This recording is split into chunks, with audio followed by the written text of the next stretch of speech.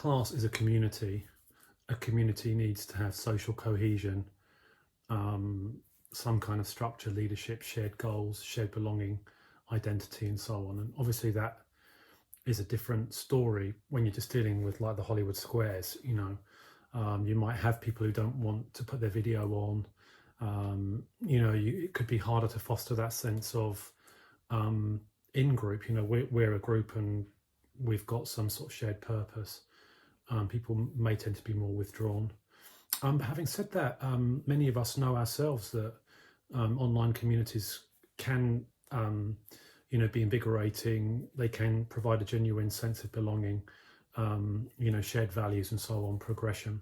So it's certainly not out of the question this could happen in education. There's been a lot of talk about, people being in Zoom meetings and then someone walks in,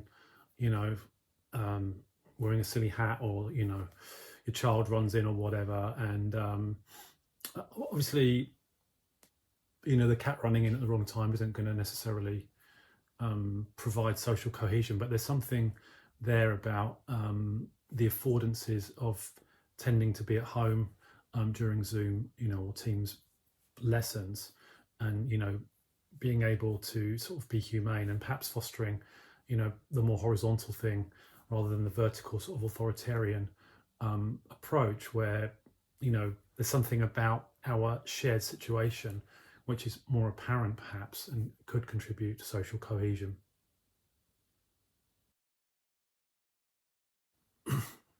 Teacher-centeredness has got a bad reputation in education, and learner-centeredness is something that we have actively tried to promote as long as I've been teaching.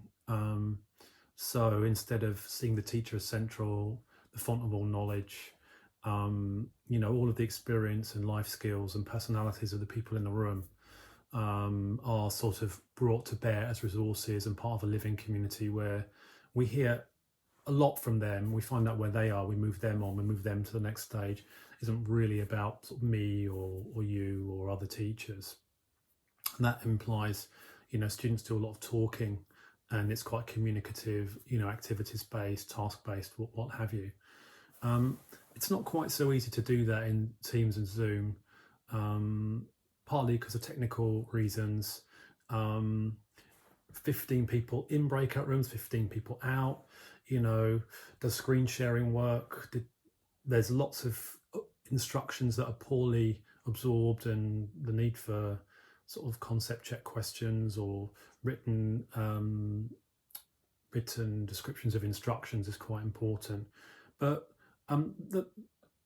having said that, I think there is a principled reason to do a bit more teacher talking and to be a bit more teacher centered, at least say, for example, in the first 10 minutes of every session. People can come in a little bit late, or they might be a bit flustered, or they haven't got their mic on, or they're trying to listen and somebody else comes in, or someone sent them a chat message. So to me, the idea of a teacher kind of talking, steady tone, this is what we did last week, this is the goal, this is what our focus is on, you probably remember we read this, we did that. To me, it's a kind of a settling thing. Not so much maybe sort of authoritarian, like on the vertical, I am your teacher and I will sort of control you and give you the knowledge you need. If you're in education because you like to see people becoming, presumably you don't want them to become just you. So, obviously student-centeredness is very, very important. But I think that 10 minutes, even 15 minutes, speak to the willing, get a bit of interaction going, get something going in chat, let them come in gently before they might not like the way they look. There could be a number of reasons why they might be a bit quiet. But so there are other ways, I think, to draw out student-centeredness. Later on in classes, for example, students can take control of screen sharing, and they can show actually a lot, especially if it's something they're confident in, something they've prepared, not sort of being put on the spot. Perhaps richer input than could be done in a classroom even. A PowerPoint could be right there, an image, a video, or what have you.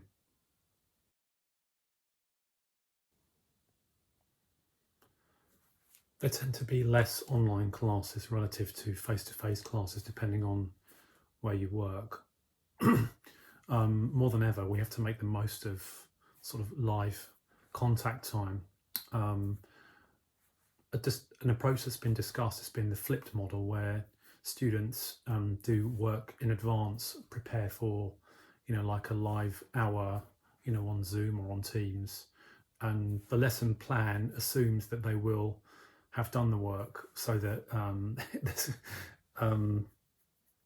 the lesson aims will not be achieved unless they've done the reading, prepared their 2-minute talk or what have you. That being the case, obviously those kind of things will need backup, in case they don't do the work. Once you know your group, obviously you've got a much better chance of being able to predict whether that's going to happen. From a scholarly point of view, it makes sense to me that it could be like this.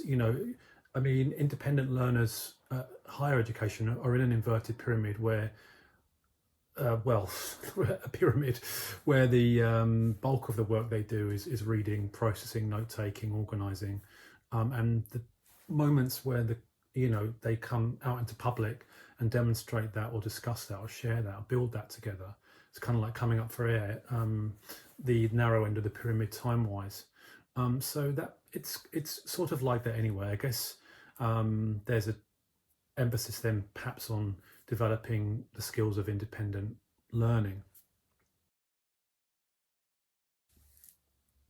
Another of the affordances of a medium like Zoom or Teams lessons is that for classes which have a textual focus, anything like a seminar focusing on a text or a reading comprehension or anything like that, there's a natural place to put the text front and center through screen sharing, highlights, notes down the side, for example, using the review function on Microsoft Word. Students themselves can put comments in the text that you're looking at even at the same time. So for example, if you're doing cohesion in a text and the topic was David Beckham, you could highlight all the points where Beckham's mentioned, and perhaps that kind of lexical chaining or whatever becomes more apparent than it would be distantly on the board on a Wednesday afternoon. Who knows, the text is right there rather than over there. And the same goes for collaborative work, where students are geographically located. There's a sense that the actual room is the context, it's social, and the focus on the text is sort of like secondary.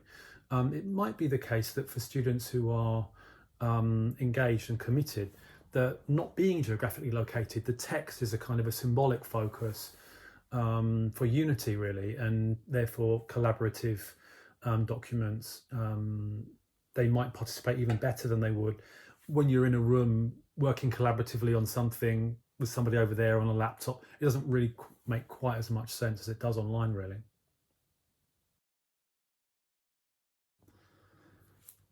Certainly lots more capacity now for including more things in a class than just a written text or a spoken text.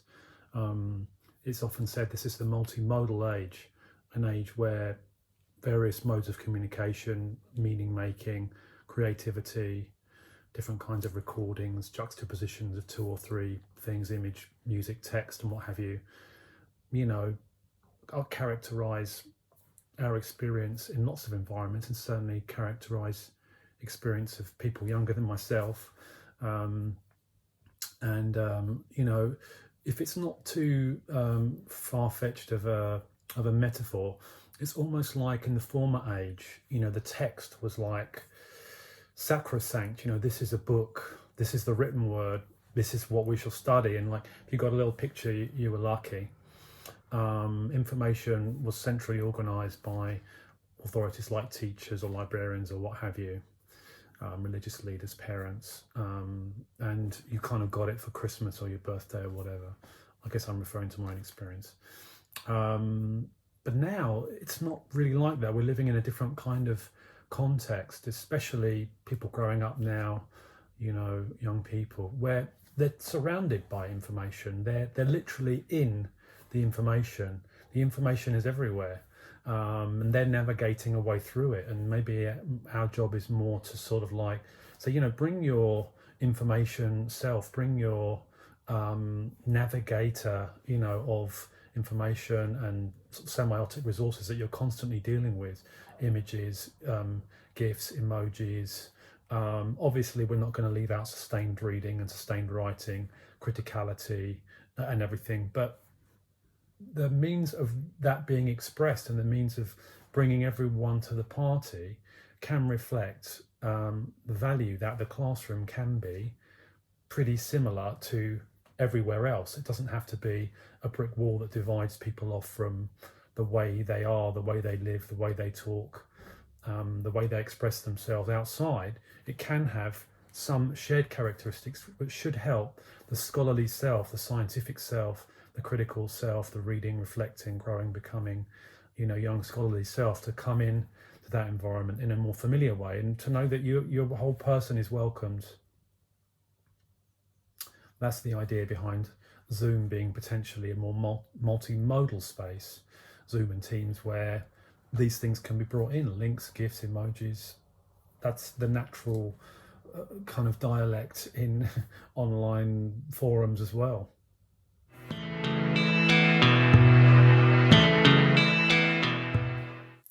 Apart from all that, what strikes me and what I really wanted to say is that in a sense it's situation normal.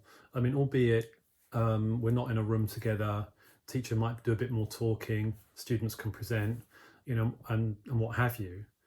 The thing that makes education worthwhile, they're still with us.